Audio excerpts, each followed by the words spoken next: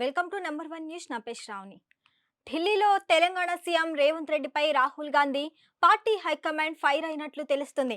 దేశవ్యాప్తంగా కూల్చివేతలపై నేను బీజేపీకి వ్యతిరేకంగా కాంగ్రెస్ పార్టీ పోరాటం చేస్తుంటే హైదరాబాద్లో హైడ్రా పేరుతో కూలుస్తావా అంటూ ఆగ్రహం వ్యక్తం చేసినట్లు సమాచారం.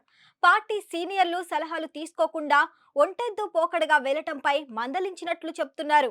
రేవంత్ రెడ్డిని కలిసి తగు విధంగా గైడ్ చేయాలని కేసీ వేణుగోపాల్ కు రాహుల్ ఫోన్ చేసి చెప్పారంటున్నారు.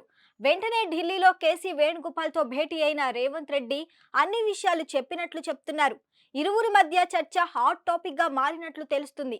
రేవంత్ తీరు పట్ల ఇప్పటికే అధిష్టానానికి కాంగ్రెస్ సీనియర్ నేతలు ఫిర్యాదు చేశారట. తమను పట్టించుకోకుండా నిర్ణయాలు తీసుకుంటున్నారని, సీనియర్లను గౌరవించడం లేదని మొరపెట్టుకుంటున్నారట. అందుకే ప్రజల తీవ్ర వ్యతిరేకత మొదలైనట్లు విచారించిన కాంగ్రెస్ నేతల మాటలను అధిష్టానం సీరియస్ గా తీసుకుంటుందంటున్నారు. నీవు చేసే పనులతో ఎన్నికలు జరిగే రాష్ట్రాల్లో కూడా కాంగ్రెస్ పార్టీపై వ్యతిరేకత పెరుగుతుందని, నీ స్వలాభం కాస్త పార్టీకి తీవ్ర ఇబ్బందులు ఎదురవటం జరుగుతుందని, కాంగ్రెస్ పార్టీ అంటే నీ ఒక్కడిది కాదు, నీవు చేసే పనులతో దేశవ్యాప్తంగా ఉన్న కాంగ్రెస్ పై తీవ్ర ప్రభావం చూపిస్తుంది. హైకమాండ్ ఆదేశాలు బేఖాతరు చేస్తే భవిష్యత్తులో ఇబ్బందులు తప్పవు.